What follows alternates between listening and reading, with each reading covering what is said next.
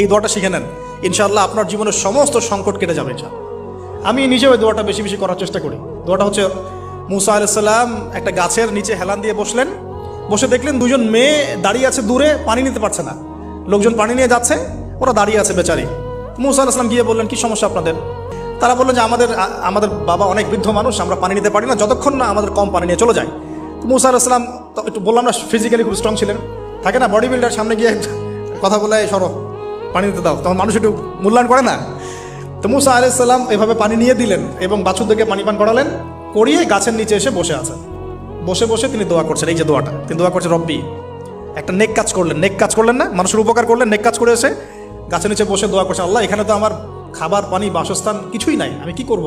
রব্বি ইন্নি লিমা আনজালতা ইলাইয়া মিন খায়রিন ফাকির, রব্বি ইন্নি লিমা আনজালতা ইলাইয়া মিন খায়রিন ফাকির।